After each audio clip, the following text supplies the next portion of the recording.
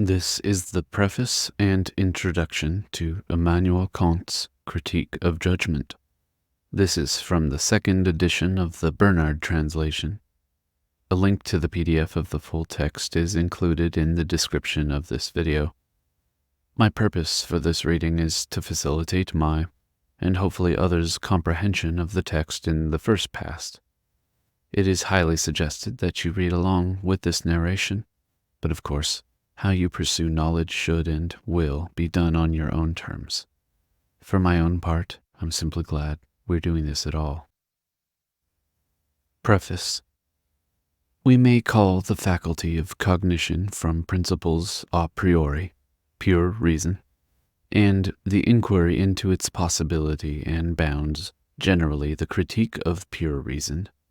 although by this faculty we only understand reason in its theoretical employment, as it appears under that name in the former work, without wishing to inquire into its faculty as practical reason, according to its special principles. That critique goes merely into our faculty of knowing things a priori, and busies itself therefore only with the cognitive faculty, to the exclusion of the feeling of pleasure and pain, and the faculty of desire, and of the cognitive faculties it only concerns itself with understanding,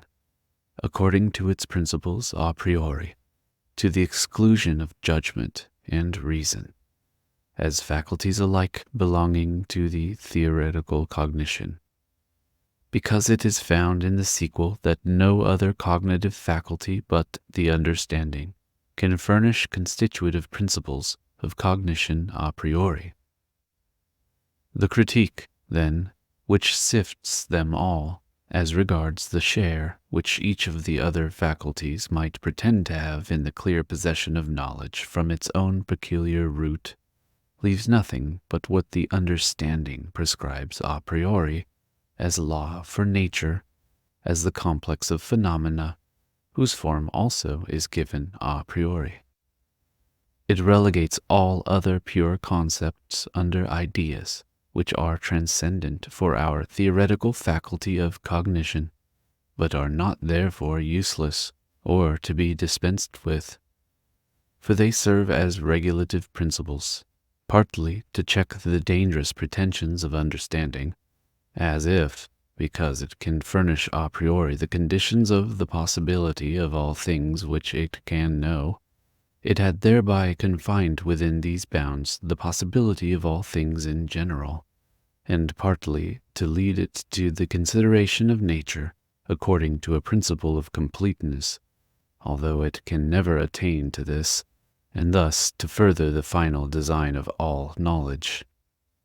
It was then properly the understanding which has its special realm in the cognitive faculty, so far as it contains constitutive principles of cognition a priori,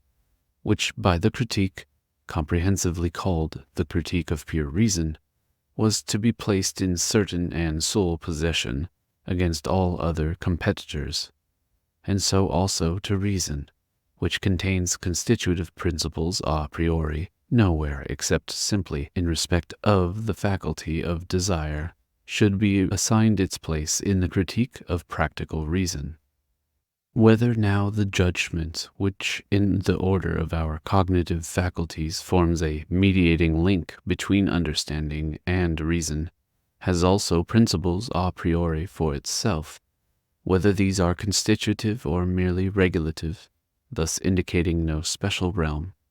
and whether they give a rule a priori to the feeling of pleasure and pain, as the mediating link between the cognitive faculty and the faculty of desire, just as the understanding prescribes laws a priori to the first, reason to the second. These are the questions with which the present critique of judgment is concerned. A critique of pure reason, as in of our faculty of judging a priori according to principles, would be incomplete if the judgment, which as a cognitive faculty also makes claim to such principles, were not treated as a particular part of it, although its principles in a system of pure philosophy need form no particular part between the theoretical and the practical, but can be annexed when needful to one or both as occasion requires. For if such a system is one day to be completed under the general name of metaphysic, which it is possible to achieve quite completely, and which is supremely important for the use of reason in every reference, the soil for the edifice must be explored by criticism as deep down as the foundation of the faculty of principles independent of experience, in order that it may sink in no part, for this would inevitably bring about the downfall of the whole. We can easily infer from the nature of the judgment, whose right use is so necessarily and so universally requisite, that by the name of sound understanding nothing else but this faculty is meant, that it must be attended with great difficulties to find a principle peculiar to it.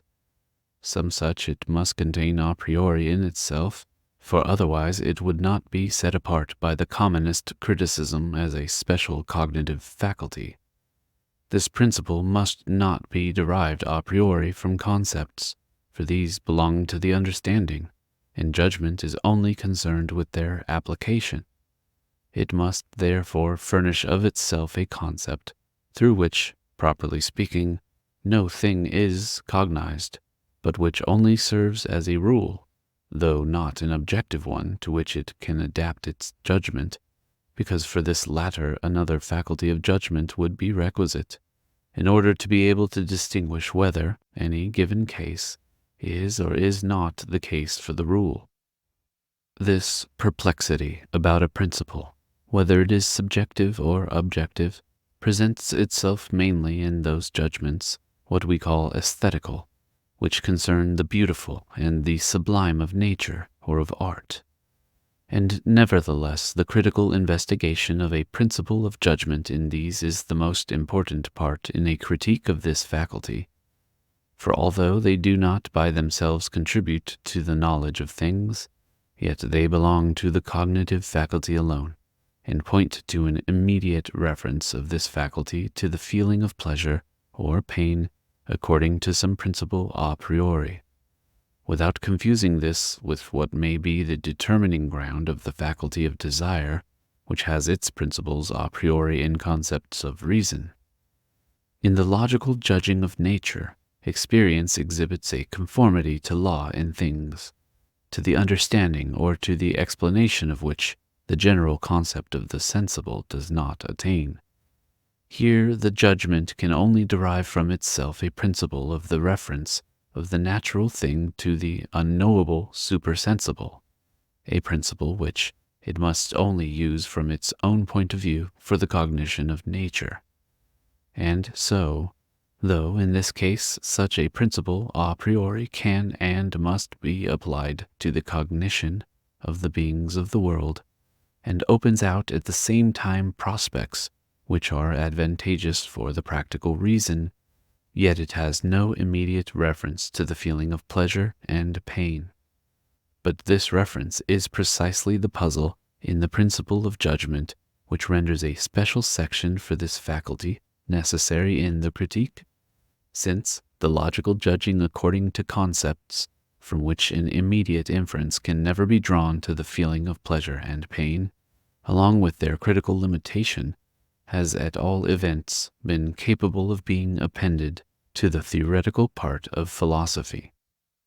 The examination of the faculty of taste, as the aesthetical judgment, is not here planned in reference to the formation or the culture of taste, for this will take its course in the future, as in the past, without any such investigations, but merely in a transcendental point of view. Hence, I trust that as regards the deficiency of the former purpose, it will be judged with indulgence, though in the latter point of view it must be prepared for the severest scrutiny. But I hope that the great difficulty of solving a problem so involved by nature may serve as excuse for some hardly avoidable obscurity in its solution, if only it be clearly established that the principle is correctly stated. I grant that the mode of deriving the phenomena of the judgment from it has not all the clearness which might be rightly demanded elsewhere, viz., in the case of cognition according to concepts, but I believe that I have attained to it in the second part of this work. Here then I end my whole critical undertaking. I shall proceed without delay to the doctrinal part in order to profit, as far as is possible, by the more favorable moments of my increasing years. It is obvious that in this part there will be no special section for the judgment, because in respect of this faculty, criticism serves instead of theory. But according to the division of philosophy, and also of pure philosophy, into theoretical and practical, the metaphysic of nature and of morals will complete the undertaking. Introduction 1. Of the division of philosophy. We proceed quite correctly if, as usual, we divide philosophy as containing the principles of the rational cognition of things by means of concepts, not merely as logic does, principles of the form of thought in general without distinction of objects, into theoretical and practical. But then, the concepts which furnish their object to the principles of this rational cognition must be specifically distinct, otherwise they would not justify a division which always presupposes a contrast between the principles of the rational cognition belonging to the different parts of a science. Now, there are only two kinds of concepts, and these admit as many distinct principles of the possibility of their objects, viz., natural concepts and the concept of freedom. The former render possible theoretical cognition according to principles a priori.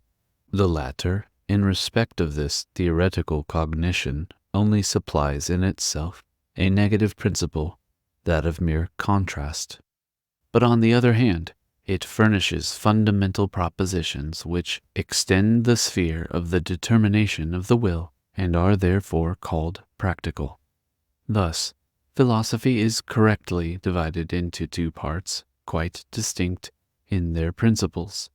the theoretical part, or natural philosophy, and the practical part, or moral philosophy, for that is the name given to the practical legislation of reason in accordance with the concept of freedom. But up to the present a gross misuse of these expressions has prevailed, both in the division of the different principles and consequently also of philosophy itself. For what is practical according to natural concepts has been identified with the practical according to the concept of freedom, and so with the like titles, theoretical and practical philosophy, a division has been made, by which in fact nothing has been divided. For both parts might in such case have principles of the same kind. The will, regarded as the faculty of desire, is, in this view, one of the many natural causes in the world, viz., that cause which acts in accordance with concepts. All that is represented as possible, or necessary, by means of a will is called practically possible, or necessary,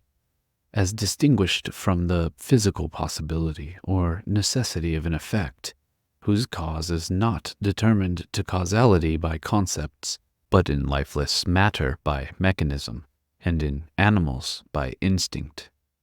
Here, in respect of the practical, it is left undetermined whether the concept which gives the rule to the causality of the will is a natural concept or a concept of freedom. But the last distinction is essential, for if the concept which determines the causality is a natural concept, then the principles are technically practical, whereas if it is a concept of freedom, they are morally practical. And as the division of a rational science depends on the distinction between objects whose cognition needs distinct principles, the former will belong to theoretical philosophy, doctrine of nature, but the latter alone will constitute the second part, viz., practical philosophy, doctrine of morals. All technically practical rules, as in the rules of art and skill generally, or of prudence regarded as skill in exercising an influence over men and their wills, so far as their principles rest on concepts, must be reckoned only as corollaries to theoretical philosophy,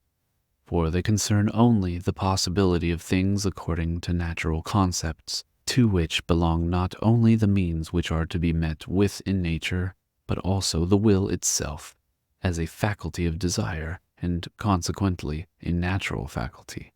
so far as it can be determined conformably to these rules by natural motives. However, practical rules of this kind are not called laws, like physical laws, but only precepts, because the will does not stand merely under the natural concept, but also under the concept of freedom, in relation to which its principles are called laws. These, with their consequences alone, constitute the second or practical part of philosophy. The solution of the problems of pure geometry does not belong to a particular part of the science. Mensuration does not deserve the name of practical, in contrast to pure geometry as a second part of geometry in general. And just as little ought the mechanical or chemical art of experiment or observation to be reckoned as a practical part of the doctrine of nature. Just as little, in fine, ought housekeeping, farming, statesmanship, the art of conversation, the prescribing of diet, the universal doctrine of happiness itself, or the curbing of the inclinations and checking of the affections for the sake of happiness, to be reckoned as practical philosophy, or taken to constitute the second part of philosophy in general. For all these contain only rules of skill, and are consequently only technically practical, for bringing about an effect that is possible according to the natural concepts of causes and effects, which, since they belong to theoretical philosophy, are subject to those precepts as mere corollaries from it, viz. Natural science, and can therefore claim no place in a special philosophy called practical. On the other hand, the morally practical precepts, which are altogether based on the concept of freedom to the complete exclusion of the natural determining grounds of the will, constitute a quite special class. These, like the rules which nature obeys, are called simply laws,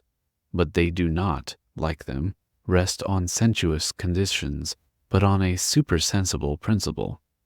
and accordingly they require for themselves a different part of philosophy, called practical, corresponding to its theoretical part.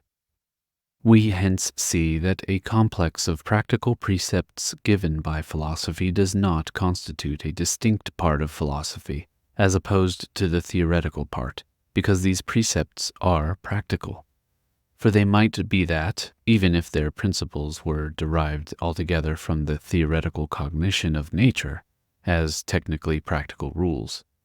a distinct branch of philosophy is constituted only if their principle, as it is not borrowed from the natural concept, which is always sensuously conditioned, rests on the supersensible, which alone makes the concept of freedom cognizable by formal laws. These precepts are then morally practical, as in not merely precepts or rules in this or that aspect, but, without any preceding reference to purposes and designs, are laws. 2. Of the realm of philosophy in general. So far as our concepts have a priori application, so far extends the use of our cognitive faculty according to principles, and with it philosophy. But the complex of all objects to which those concepts are referred, in order to bring about a knowledge of them where it is possible, may be subdivided according to the adequacy or inadequacy of our cognitive faculty to this design. Concepts, so far as they are referred to objects, independently of the possibility or impossibility of the cognition of these objects, have their field, which is determined merely according to the relation that their object has to our cognitive faculty in general. The part of this field in which knowledge is possible for us is a ground or territory, territorium, for these concepts, and the requisite cognitive faculty. The part of this territory where they are legislative is the realm, ditio, of these concepts and of the corresponding cognitive faculties. Empirical concepts have, therefore, their territory in nature, as the complex of all objects of sense, but no realm, only a dwelling place, domicilium, for though they are produced in conformity to law, they are not legislative, but the rules based on them are empirical and consequently contingent. Our whole cognitive faculty has two realms, that of natural concepts and that of the concept of freedom, for through both it is legislative a priori. In accordance with this, philosophy is divided into theoretical and practical, but the territory to which its realm extends and in which its legislation is exercised is always only the complex of objects of all possible experience, so long as they are taken for nothing more than mere phenomena, for otherwise no legislation of the understanding in respect of them is conceivable. Legislation through natural concepts is carried on by means of the understanding and is theoretical. Legislation through the concept of freedom is carried on by the reason and is merely practical. It is only in the practical sphere that the reason can be legislative. In respect of theoretical cognition of nature, it can merely, as acquainted with law by the understanding, deduce from given laws consequences, which always remain within the limits of nature. But on the other hand, reason is not always therefore legislative where there are practical rules, for they may be only technically practical. Understanding and reason exercise, therefore, two distinct legislations in regard to one and the same territory of experience, without prejudice to each other. The concept of freedom as little disturbs the legislation of nature as the natural concept influences the legislation through the former. The possibility of at least thinking without contradiction the coexistence of both legislations and of the corresponding faculties in the same subject has been shown in the critique of pure reason, for it annulled the objections on the other side by exposing the dialectical illusion which they contain. These two different realms, then, do not limit each other in their legislation, though they perpetually do so in the world of sense. That they do not constitute one realm arises from this, that the natural concept represents its objects in intuition, not as things in themselves, but as mere phenomena. The concept of freedom, on the other hand, represents in its object a thing in itself, but not in intuition. Hence, neither of them can furnish a theoretical knowledge of its object, or even of the thinking subject, as a thing in itself. This would be the supersensible, the idea of which we must indeed make the basis of the possibility of all these objects of experience,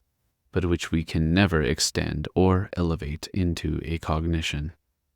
There is, then, an unbounded but also inaccessible field for our whole cognitive faculty, the field of the supersensible, wherein we find no territory, and therefore can have in it, for theoretical cognition, no realm either for concepts of understanding or reason.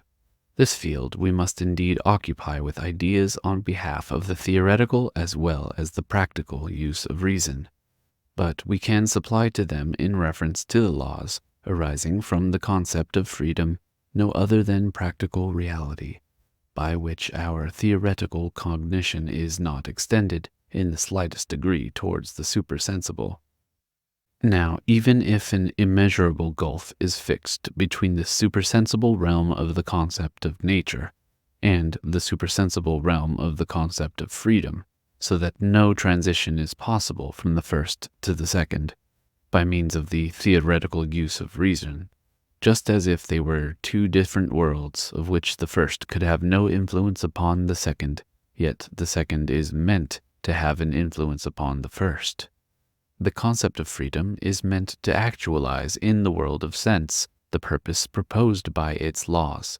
and consequently, nature must be so thought that the conformity to law of its form at least harmonizes with the possibility of the purposes to be effected in it according to the laws of freedom.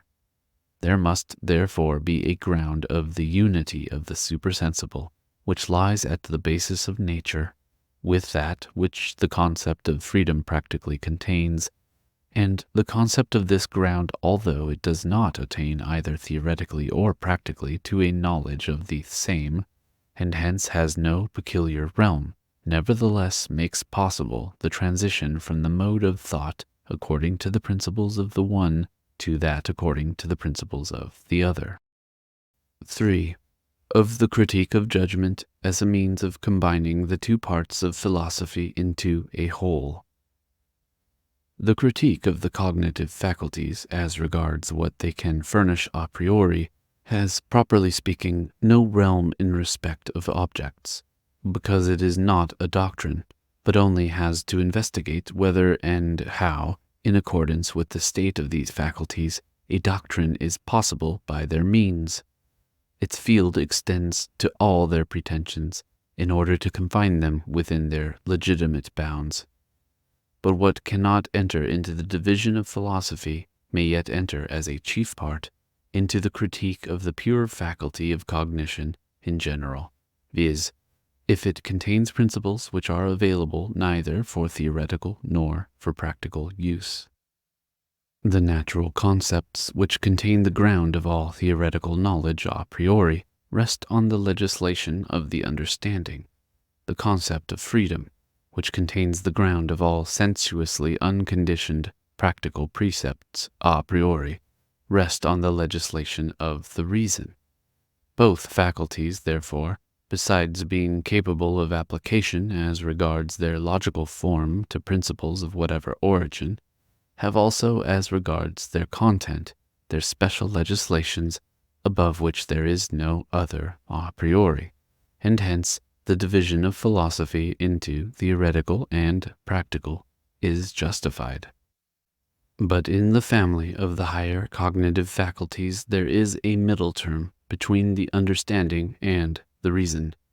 This is the judgment, of which we have cause for supposing, according to analogy, that it may contain in itself, if not a special legislation, yet a special principle of its own to be sought according to laws, though merely subjective a priori. This principle, even if it have no field of objects as its realm, yet may have somewhere a territory with a certain character for which no other principle can be valid. But besides, to judge by analogy, there is a new ground for bringing the judgment into connection with another arrangement of our representative faculties, which seems to be of even greater importance than that of its relationship with the family of the cognitive faculties. For all faculties or capacities of the soul can be reduced to three, which cannot be any further derived from one common ground: the faculty of knowledge, the feeling of pleasure and pain, and the faculty of desire. For the faculty of knowledge, the understanding is alone legislative. If, as must happen when it is considered by itself without confusion with the faculty of desire, this faculty is referred to nature as the faculty of theoretical knowledge. For in respect of nature as phenomenon, it is alone possible for us to give laws by means of natural concepts a priori, as in by pure concepts of understanding. For the faculty of desire, as a higher faculty according to the concept of freedom, the reason, in which alone this concept has a place, is alone a priori legislative. Now, between the faculties of knowledge and desire there is the feeling of pleasure, just as the judgment is intermediate between the understanding and the reason. We may therefore suppose provisionally that the judgment likewise contains in itself an a priori principle, and as pleasure or pain is necessarily combined with the faculty of desire, either preceding this principle, as in the lower desires, or following it, as in the higher, when the desire is determined by the moral law, we may also suppose that the judgment will bring about a transition from the pure faculty of knowledge, the realm of natural concepts, to the realm of the concept of freedom, just as in its logical use it makes possible the transition from understanding to reason. Although, then, philosophy can be divided only into two main parts, the theoretical and the practical, and although all that we may be able to say of the special principles of judgment must be counted as belonging in it to the theoretical part, as in to rational cognition in accordance with natural concepts, yet the critique of pure reason, which must decide all this, as regards to the possibility of the system before undertaking it, consists of three parts: the critique of pure understanding, of pure judgment, and of pure reason, which faculties are called pure because they are legislative a priori. 4. Of judgment as a faculty legislating a priori. Judgment in general is the faculty of thinking the particular as contained under the universal. If the universal, the rule, the principle, the law, be given, the judgment which subsumes the particular under it, even if as transcendental judgment it furnishes a priori the conditions in conformity with which subsumption under that universal is alone possible,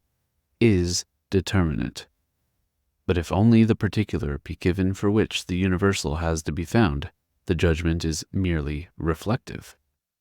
The determinate judgment only subsumes under universal transcendental laws given by the understanding. The law is marked out for it a priori, and it has therefore no need to seek a law for itself in order to be able to subordinate the particular in nature to the universal.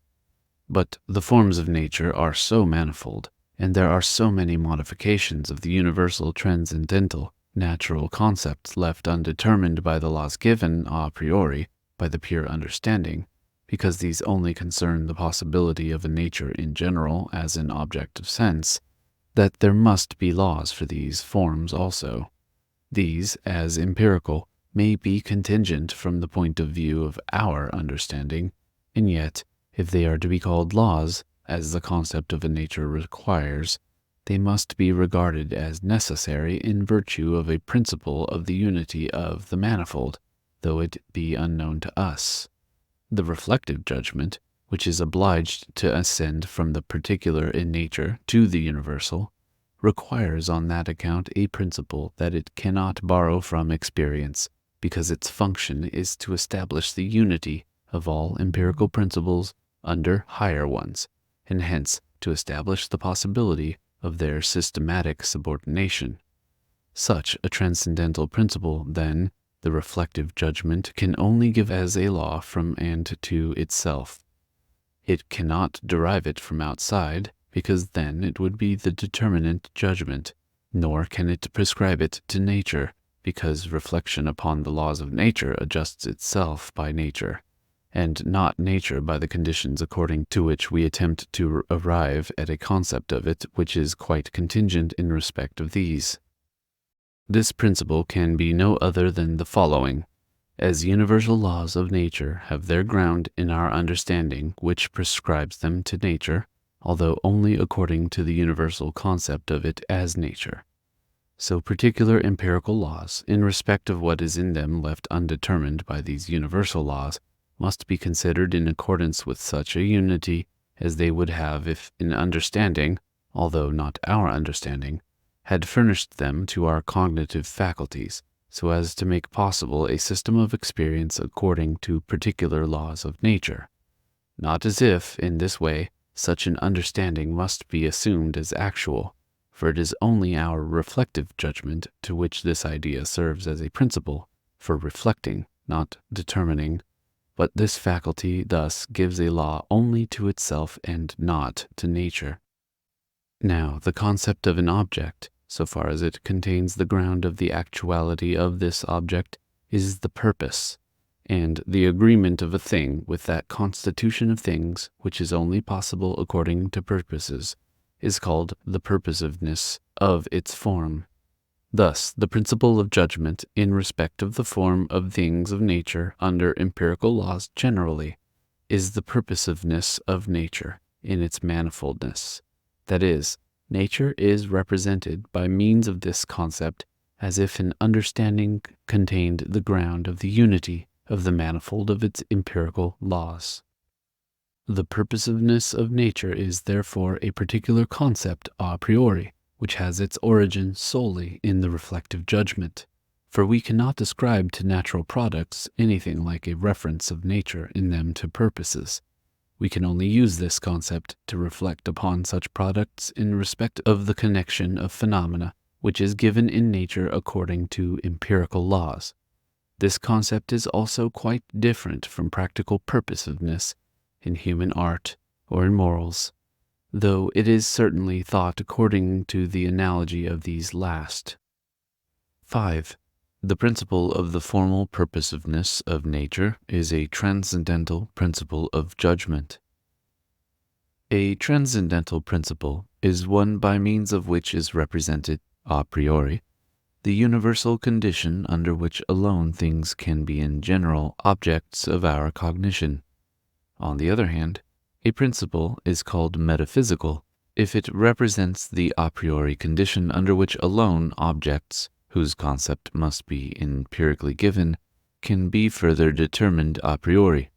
Thus, the principle of the cognition of bodies as substances and as changeable substances is transcendental if thereby it is asserted that their changes must have a cause. It is metaphysical if it asserts that their changes must have an external cause. For in the former case, bodies need only be thought by means of ontological predicates, pure concepts of understanding,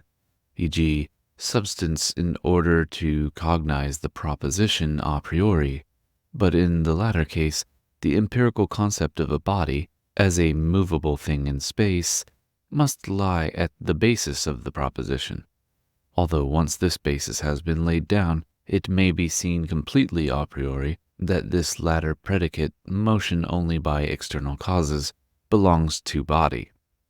Thus, as I shall presently show, the principle of the purposiveness of nature, in the manifoldness of its empirical laws, is a transcendental principle. For the concepts of objects, so far as they are thought as standing under this principle, is only the pure concept of objects of possible empirical cognition in general, and contains nothing empirical. On the other hand, the principle of practical purposiveness, which must be thought in the idea of the determination of a free will, is a metaphysical principle, because the concept of a faculty of desire as a will must be given empirically, as in, does not belong to transcendental predicates. Both principles are, however, not empirical, but a priori,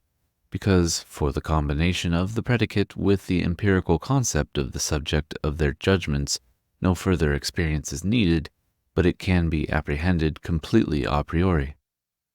That the concept of a purposiveness of nature belongs to transcendental principles can be sufficiently seen from the maxims of the judgment, which lie at the basis of the investigation of nature a priori, and yet do not go further than the possibility of experience, and consequently of the cognition of nature,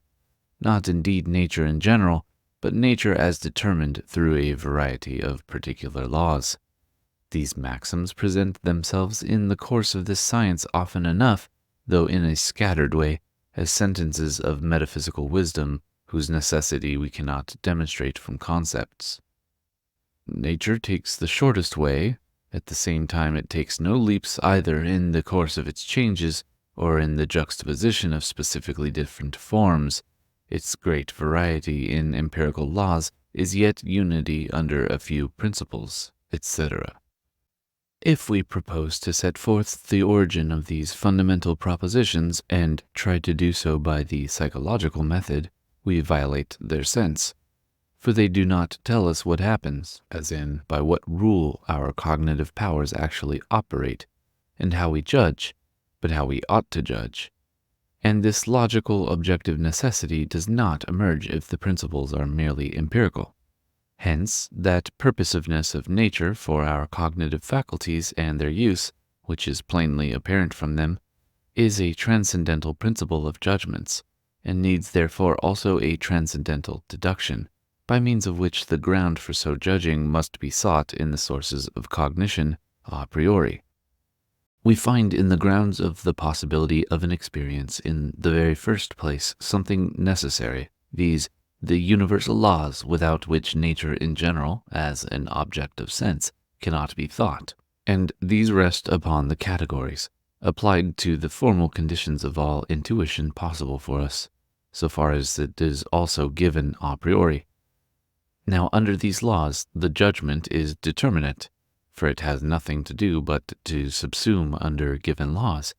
For example, the understanding says that every change has its cause, universal law of nature. The transcendental judgment has nothing further to do than to supply a priori the condition of subsumption under the concept of the understanding placed before it, as in the succession in time of the determinations of one and the same thing. For nature in general, as an object of possible experience, that law is cognized as absolutely necessary. But now the objects of empirical cognition are determined in many other ways than by that formal time condition, or at least as far as we can judge a priori are determinable. Hence, specifically different natures can be causes in an infinite variety of ways, as well as in virtue of what they have in common as belonging to nature in general. And each of these modes must, in accordance with the concept of a cause in general, have its rule, which is a law, and therefore brings necessity with it, although we do not at all comprehend this necessity in virtue of the constitution and the limitations of our cognitive faculties. We must therefore think in nature, in respect of its merely empirical laws, a possibility of infinitely various empirical laws, which are, as far as our insight goes, contingent, cannot be cognized a priori, and in respect of which we judge nature according to empirical laws and the possibility of the unity of experience as a system according to empirical laws to be contingent. But such a unity must be necessarily presupposed and assumed, for otherwise there would be no thoroughgoing connection of empirical cognitions in a whole of experience. The universal laws of nature no doubt furnish such a connection of things according to their kind as things of nature in general, but not specifically as such particular beings of nature. Hence, the judgment must assume for its special use this principle a priori, that what in the particular, empirical laws of nature is from the human point of view contingent,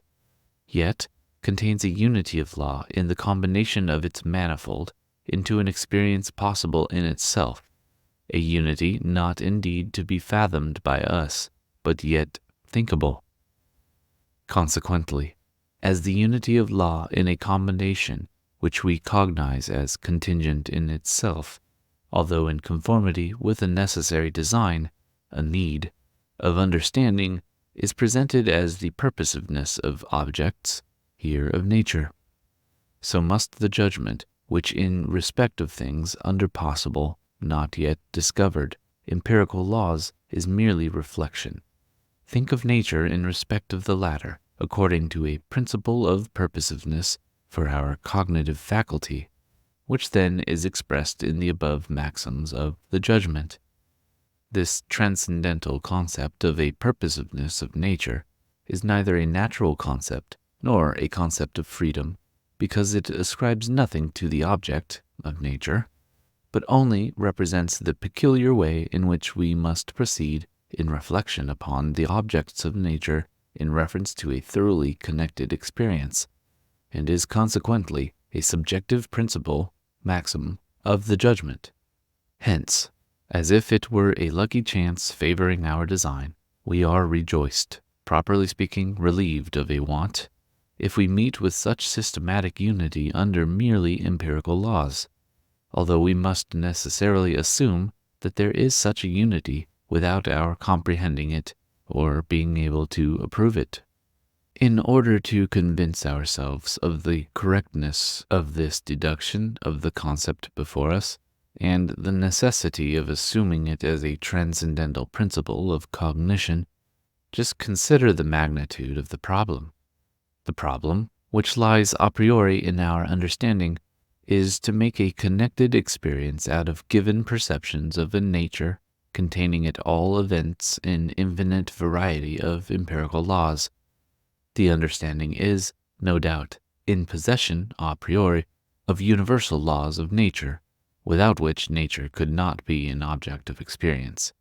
But it needs in addition a certain order of nature, in its particular rules, which can only be empirically known, and which are, as regards the understanding, contingent. These rules, without which we could not proceed from the universal analogy of a possible experience in general to the particular, must be thought by it as laws, as necessary, for otherwise they would not constitute an order of nature, although their necessity can never be cognized or comprehended by it. Although, therefore, the understanding can determine nothing a priori in respect of objects, it must, in order to trace out these empirical so-called laws, place at the basis of all reflection upon objects an a priori principle, viz., that a cognizable order of nature is possible in accordance with these laws. The following propositions express some such principle. There is in nature a subordination of genera and species comprehensible by us. Each one approximates to some other according to a common principle, so that a transition from one to another, and so on to a higher genus, may be possible. Though it seems at the outset unavoidable for our understanding to assume different kinds of causality for the specific differences of natural operations, yet these different kinds may stand under a small number of principles, with the investigation of which we have to busy ourselves. This harmony of nature with our cognitive faculty is presupposed a priori by the judgment, on behalf of its reflection upon nature in accordance with its empirical laws, whilst the understanding at the same time cognizes it objectively as contingent, and it is only the judgment that ascribes it to nature as a transcendental purposiveness in relation to the cognitive faculty of the subject. For without this presupposition, we should have no order of nature in accordance with empirical laws, and consequently no guiding thread for an experience ordered by these in all their variety, or for an investigation of them.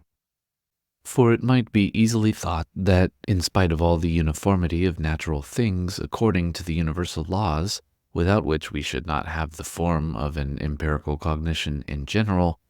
the specific variety of the empirical laws of nature, including their effects, might yet be so great, that it would be impossible for our understanding to detect in nature a comprehensible order, to divide its products into genera and species, so as to use the principles which explain and make intelligible one for the explanation and comprehension of another, or out of such confused material, strictly we should say, so infinitely various and not to be measured by our faculty of comprehension, to make a connected experience.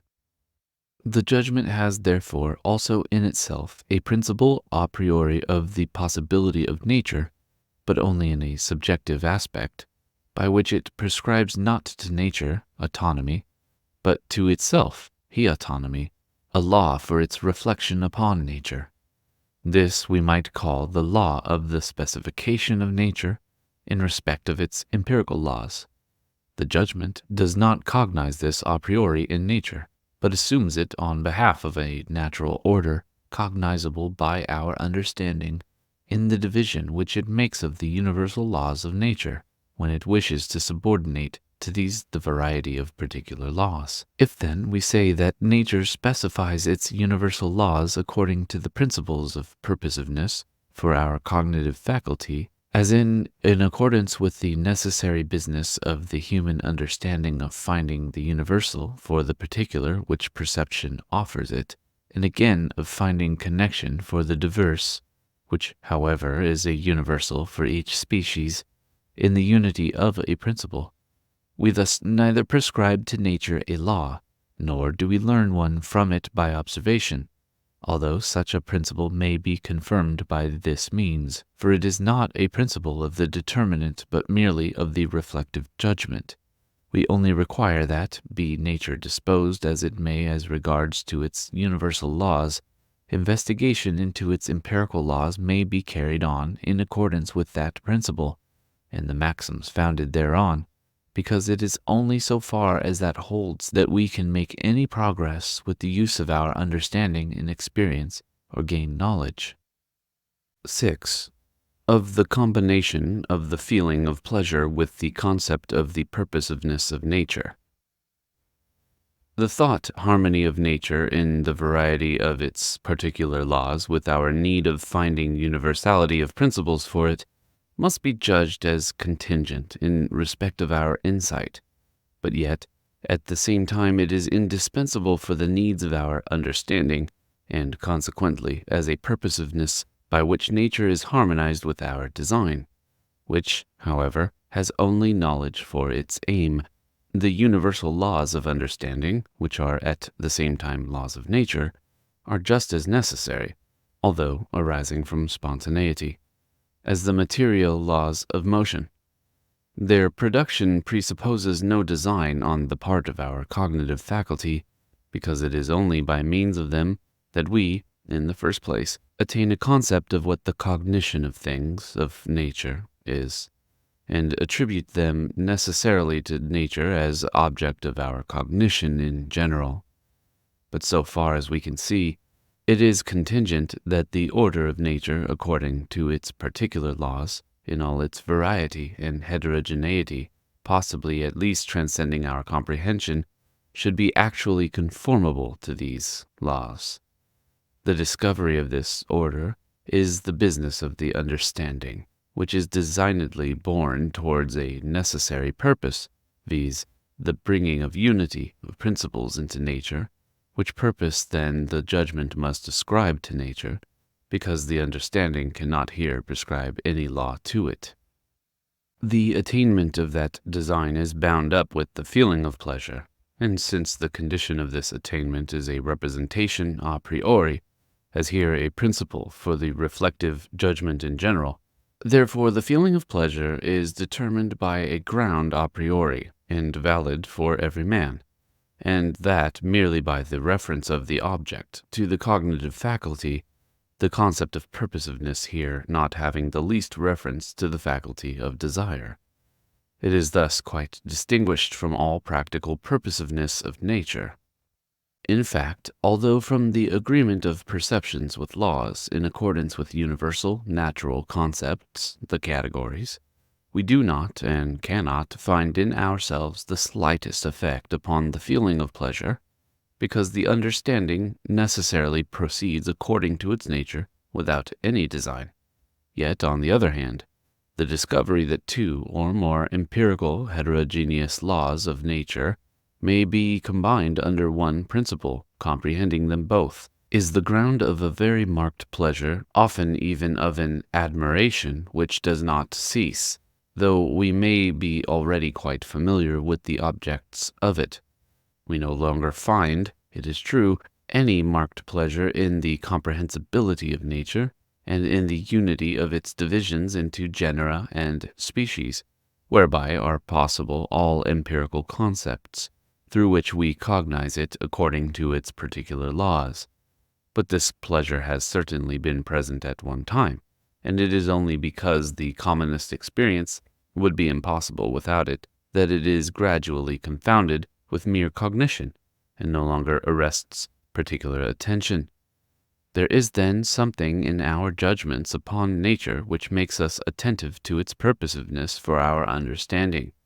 and endeavor to bring, where possible, its dissimilar laws under higher ones, though still always empirical, and thus, if successful, makes us feel pleasure in that harmony of these with our cognitive faculty, which harmony we regard as merely contingent. On the other hand, a representation of nature would altogether displease, by which it should be foretold to us that in the smallest investigation beyond the commonest experience, we should meet with a heterogeneity of its laws, which would make the union of its particular laws under universal empirical laws impossible for our understanding. For this would contradict the principle of the subjectively purposive specification of nature in its genera, and also of our reflective judgment in respect of such principle. This presupposition of the judgment is, however, at the same time so indeterminate as to how far that ideal purposiveness of nature for our cognitive faculty should be extended, that if we were told that a deeper or wider knowledge of nature derived from observation must lead at last to a variety of laws, which no human understanding could reduce to a principle, we should at once acquiesce. But still, we more gladly listen to one who offers hope that the more we know nature internally and can compare it with external members now unknown to us, the more simple shall we find it in its principles, and that the further our experience reaches, the more uniform shall we find it amid the apparent heterogeneity of its empirical laws. For it is a mandate of our judgment to proceed according to the principle of the harmony of nature with our cognitive faculty, so far as that reaches, without deciding, because it is not the determinate judgment which gives us this rule, whether or not it is bounded anywhere. For although, in respect of the rational use of our cognitive faculty, we can determine such bounds, this is not possible in the empirical field. 7. Of the aesthetical representation of the purposiveness of nature. That which in the representation of an object is merely subjective, as in which decides its reference to the subject, not the object, is its aesthetical character. But that which serves or can be used for the determination of the object for cognition is its logical validity. In the cognition of an object of sense, both references present themselves. In the sense representation of external things, the quality of space wherein we intuit them is the merely subjective element of my representation, by which it remains undecided what they may be in themselves as objects, on account of which reference the object is thought thereby merely as a phenomenon. But space, notwithstanding its merely subjective quality, is at the same time an ingredient in the cognition of things as phenomena. Sensation, again, as in external sensation, expresses the merely subjective element of our representations of external things, but it is also the proper material, real, of them by which something existing is given, just as space is the mere form a priori of the possibility of their intuition. Nevertheless, however, sensation is also employed in the cognition of external objects. But the subjective element in a representation which cannot be an ingredient of cognition is the pleasure or pain which is bound up with it, for through it I cognize nothing in the object of the representation, although it may be the effect of some cognition. Now, the purposiveness of a thing, so far as it is represented in perception, is no characteristic of the object itself, for such cannot be perceived, although it may be inferred from a cognition of things. The purposiveness, therefore, which precedes the cognition of an object, and which, even without our wishing to use the representation of it for cognition, is, at the same time, immediately bound up with it, is that subjective element which cannot be an ingredient in cognition. Hence, the object is only called purposive when its representation is immediately combined with the feeling of pleasure, and this very representation is an aesthetical representation of purposiveness. The only question is whether there is in general such a representation of purposiveness. If pleasure is bound up with the mere apprehension, apprehensio, of the form of an object of intuition without reference to a concept for a definite cognition, then the representation is thereby not referred to the object, but simply to the subject. and the pleasure can express nothing else than its harmony with the cognitive faculties which come into play in the reflective judgment,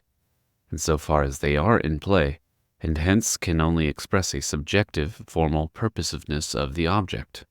For that apprehension of forms in the imagination can never take place without the reflective judgment, though undesignedly, at least comparing them with its faculty of referring intuitions to concepts. If now in this comparison the imagination, as the faculty of a priori intuitions, is placed by means of a given representation undesignedly in agreement with the understanding,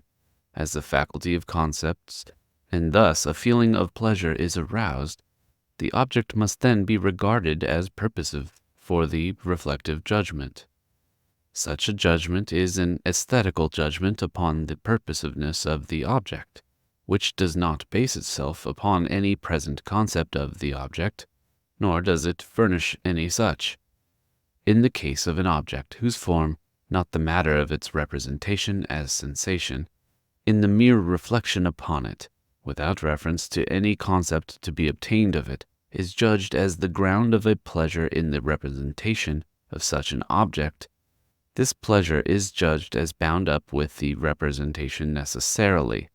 and consequently, not only for the subject which apprehends this form, but for every judging being in general. The object is then called beautiful, and the faculty of judging by means of such a pleasure, and consequently with universal validity, is called taste. For since the ground of the pleasure is placed merely in the form of the object for reflection in general, and consequently in no sensation of the object, and also without reference to any concept which anywhere involves design, it is only the conformity to law in the empirical use of the judgment in general, unity of the imagination with the understanding, in the subject, with which the representation of the object in reflection, whose conditions are universally valid a priori, harmonizes. And since this harmony of the object with the faculties of the subject is contingent, it brings about the representation of its purposiveness in respect of the cognitive faculties of the subject. Here now is a pleasure which, like all pleasure or pain that is not produced through the concept of freedom, as in through the preceding determination of the higher faculties of desire by pure reason, can never be comprehended from concepts as necessarily bound up with the representation of an object. It must always be cognized as combined with this only by means of reflective perception, and consequently, like all empirical judgments, it can declare no objective necessity and lay claim to no a priori validity. But the judgment of taste also claims, as every other empirical judgment does, to be valid for everyone, and in spite of its inner contingency, this is always possible. The strange and irregular thing is that it is not an empirical concept, but a feeling of pleasure, consequently not a concept at all, which, by the judgment of taste, is attributed to every one, just as if it were a predicate bound up with the cognition of the object, and which is connected with the representation thereof. A singular judgment of experience, for example, when we perceive a movable drop of water in an ice crystal, may justly claim that everyone else should find it the same, because we have formed this judgment according to the universal conditions of the determinate faculty of judgment under the laws of a possible experience in general. Just in the same way, he who feels pleasure in the mere reflection upon the form of an object without respect to any concept, although this judgment be empirical and singular, justly claims the agreement of everyone, because the ground of this pleasure is found in the universal, although subjective, condition of reflective judgments, viz., the purposive harmony of an object, whether a product of nature or of art, with the mutual relations of the cognitive faculties, the imagination, and the understanding, a harmony which is requisite for every empirical cognition. The pleasure, therefore, in the judgment of taste is dependent on an empirical representation, and cannot be bound up a priori with any concept. We cannot determine a priori what object is or is not according to taste. That we must find out by experiment. But the pleasure is the determining ground of this judgment only because we are conscious that it rests merely on reflection, and on the universal, though only subjective, conditions of the harmony of that reflection with the cognition of objects in general, for which the form of the object is purposive. Thus, the reason why judgments of taste, according to their possibility, are subjected to a critique is that they presuppose a principle a priori, although this principle is neither one of cognition for the understanding nor of practice for the will, and therefore is not in any way determinate a priori. Susceptibility to pleasure from reflection upon the forms of things, of nature as well as of art, indicates not only a purposiveness of the objects in relation to the reflective judgment, conformably to the concept of nature in the subject, but also conversely a purposiveness of the subject in respect of the objects according to their form, or even their formlessness, in virtue of the concept of freedom. Hence, the aesthetical judgment is not only related as a judgment of taste to the beautiful, but also as springing from a spiritual feeling is related to the sublime. And thus the critique of the aesthetical judgment must be divided into two corresponding sections. 8. Of the logical representation of the purposiveness of nature. Purposiveness may be represented in an object given in experience on a merely subjective ground as the harmony of its form, in the apprehensio of it prior to any concept, with the cognitive faculties, in order to unite the intuition with concepts for a cognition generally. Or it may be represented objectively as the harmony of the form of the object with the possibility of the thing itself, according to a concept of it which precedes and contains the ground of this form. We have seen that the representation of purposiveness of the first kind rests on the immediate pleasure in the form of the object in the mere reflection upon it. But the representation of purposiveness of the second kind, since it refers to the form of the object, not to the cognitive faculties of the subject in the apprehension of it, but to a definite cognition of the object under a given concept, has nothing to do with a feeling of pleasure in things, but only with the understanding in its judgment upon them. If the concept of an object is given, the business of the judgment in the use of the concept for cognition consists in presentation, exhibitio, as in setting a corresponding intuition beside the concept. This may take place either through our own imagination, as in art, when we realize a preconceived concept of an object which is a purpose of ours, or through nature in its technique, as in organized bodies, when we supply to it our concept of its purpose in order to judge of its products.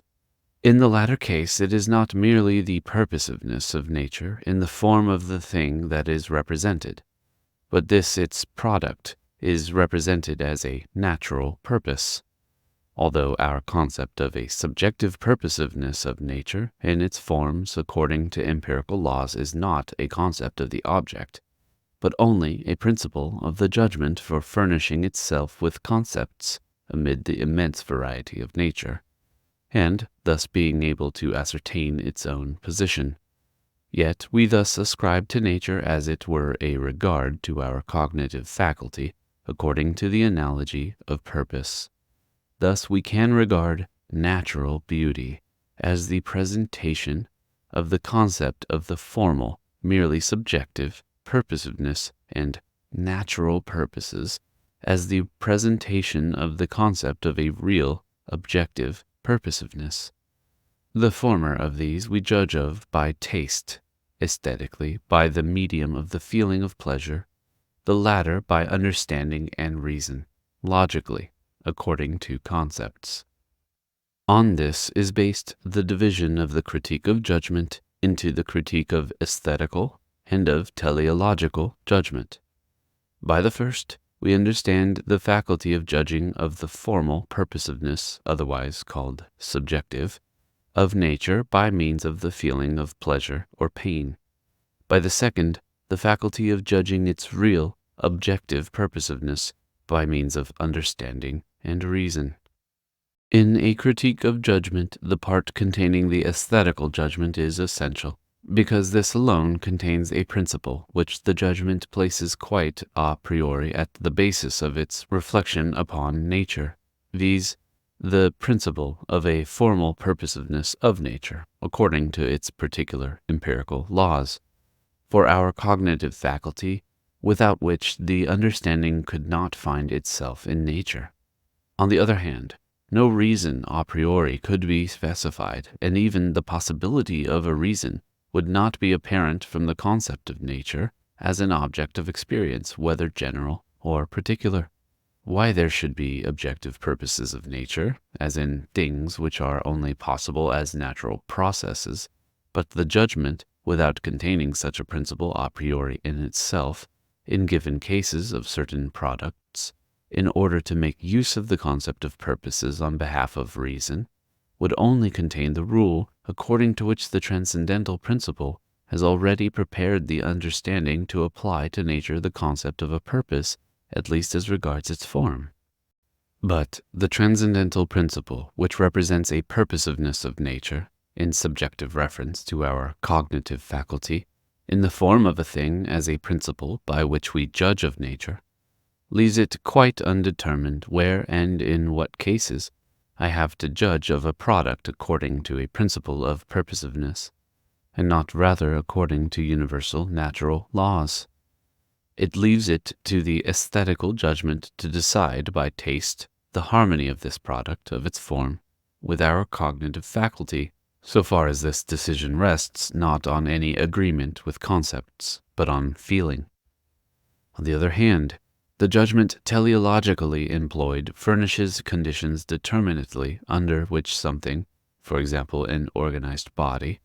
is to be judged according to the idea of a purpose of nature. But it can adduce no fundamental proposition from the concept of nature as an object of experience, authorizing it to ascribe to nature, a priori, a reference to purposes, or even indeterminately to assume this of such products in actual experience. The reason of this is that we must have many particular experiences, and consider them under the unity of their principle, in order to be able to cognize, even empirically, objective purposiveness in a certain object. The aesthetical judgment is therefore a special faculty for judging of things according to a rule, but not according to concepts. The teleological judgment is not a special faculty, but only the reflective judgment in general, so far as it proceeds, as it always does, in theoretical cognition according to concepts, but in respect of certain objects of nature according to special principles, viz., of a merely reflective judgment, and not of a judgment that determines objects. Thus, as regards its application, it belongs to the theoretical part of philosophy, and on account of its special principles which are not determinate, as they must be in doctrine, it must constitute a special part of the critique. On the other hand, the aesthetical judgment contributes nothing toward the knowledge of its subjects, and thus must be reckoned as belonging to the criticism of the judging subject and its cognitive faculties only so far as they are susceptible of a priori principles, of whatever other use, theoretical or practical, they may be. This is the propadeutic of all philosophy. 9. Of the connection of the legislation of understanding with that of reason by means of the judgment. The understanding legislates a priori for nature as an object of sense, for a theoretical knowledge of it in a possible experience. Reason legislates a priori for freedom and its peculiar causality, as the supersensible in the subject for an unconditioned practical knowledge. The realm of the natural concept under the one legislation, and that of the concept of freedom under the other, are entirely removed from all mutual influence which they might have on one another, each according to its fundamental laws, by the great gulf that separates the supersensible from phenomena. The concept of freedom determines nothing in respect of the theoretical cognition of nature, and the natural concept determines nothing in respect of the practical laws of freedom. So far, then, it is not possible to throw a bridge from the one realm to the other. But although the determining grounds of causality according to the concept of freedom and the practical rules which it contains are not resident in nature, and the sensible cannot determine the supersensible in the subject, yet this is possible conversely, not, to be sure, in respect of the cognition of nature, but as regards the effects of the supersensible upon the sensible. This, in fact, is involved in the concept of a causality through freedom, the effect of which is to take place in the world according to its formal laws.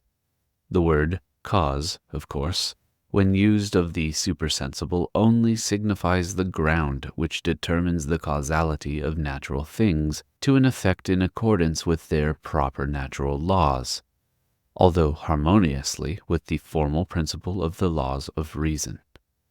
Although the possibility of this cannot be comprehended, yet the objection of a contradiction alleged to be found in it can be sufficiently answered.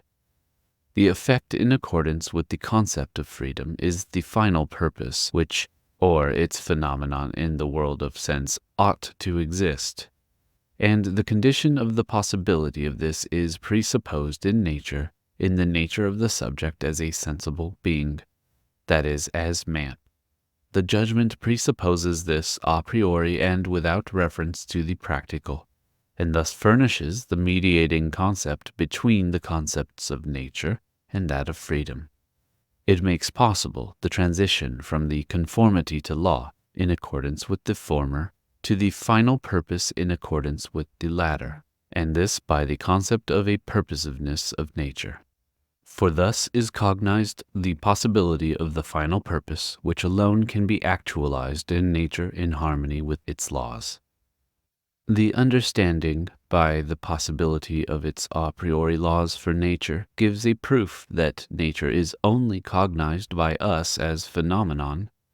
and implies at the same time that it has a supersensible substrate, though it leaves this quite undetermined. The judgment, by its a priori principle for the judging of nature according to its possible particular laws, makes the supersensible substrate, both in us and without us, determinable by means of the intellectual faculty, but the reason by its practical a priori law determines it, and thus the judgment makes possible the transition from the realm of the concept of nature to that of the concept of freedom. As regards the faculties of the soul in general, in their higher aspect, as containing an autonomy, the understanding is that which contains the constitutive principles a priori for the cognitive faculty, the theoretical cognition of nature. For the feeling of pleasure and pain there is the judgment, independently of concepts and sensations which relate to the determination of the faculty of desire, and can thus be immediately practical. For the faculty of desire there is the reason, which is practical without the mediation of any pleasure whatever. It determines the faculty of desire as a superior faculty, the final purpose which carries with it the pure intellectual satisfaction in the object.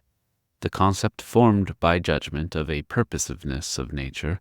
belongs to natural concepts, but only as a regulative principle of the cognitive faculty, although the aesthetical judgment upon certain objects of nature or art, which occasions it is, in respect of the feeling of pleasure or pain, a constitutive principle. The spontaneity in the play of the cognitive faculties, the harmony of which contains the ground of this pleasure, makes the above concept of the purposiveness of nature fit to be the mediating link between the realm of the natural concept and that of the concept of freedom in its effects, whilst at the same time it promotes the sensibility of the mind for moral feeling. The following table may facilitate the review of all the higher faculties according to their systematic unity. Note from the narrator on the narration of the following table. At the conclusion of the last sentence, Kant left a footnote which explains his purpose in choosing a threefold schema for his divisions. I typically do not read the footnotes of a given text when narrating because the purpose of my narration is to facilitate a non-exegetical first pass, and I believe footnotes to be mostly conducive to exegesis. With that said, to narrate any text, especially a text of this depth and prestige, requires the narrator's good faith attempt to represent the text as purely as possible. However, unavoidable problems will occur in the process of a visual media to an oral one, which requires the appropriate application of circumspect, sincere, and, most importantly, discreet editorial judgment. Here, at the end of this rich introduction, we have a table which must be read, and a footnote which provides the context for understanding it. I will first read the footnote. I will then read the table as it is meant to be read per specification in the footnote. But the reader should know that I am including words not present in the original table, only so as to better understand it. Please forgive the audacity of this presentation, and give grace to my honest attempt to represent the text as best I can. Footnote on the table. It has been thought a doubtful point that my divisions in pure philosophy should always be threefold, but that lies in the nature of the thing. If there is to be an a priori division, it must be either analytical, according to the law of contradiction, which is always twofold, quod libet ens est aut a, aut non a. Any being is either a or not a, or it is synthetical. And if in this latter case it is to be derived from a priori concepts, not as in mathematic from the intuition corresponding to the concept, the division must necessarily be trichotomy. For according to what is requisite for synthetical unity in general, there must be 1. A condition, 2. A conditioned, and 3. The concept which arises from the union of the conditioned with its condition. Table of higher faculties according to their systematic unity. For all faculties of the mind, the condition of cognitive faculties is conditioned by the feeling of pleasure and pain, from whose union arises the concept of faculties of desire. For cognitive faculties, the condition of understanding is conditioned by judgment, from whose union arises the concept of reason. For a priori principles, the condition of conformity to law is conditioned by purposiveness, from whose union arises the concept of final purpose. And for the application to, the condition of nature is conditioned by art, from whose union arises the concept of freedom. Closing words from the narrator. For most of my work I tend to leave out my own words and simply render the text. For this text, however, an introduction was needful for housekeeping purposes. Having thus broken the seal, I saw fit to include a point about the final part of this narration regarding the preceding table, and I suppose in keeping with the mystical tripartite structure inherent to philosophy in general, I opted to include this closing statement. Thank you for your scholarship. Please feel free to absolutely trash me in the comments for any mistakes, real or imagined.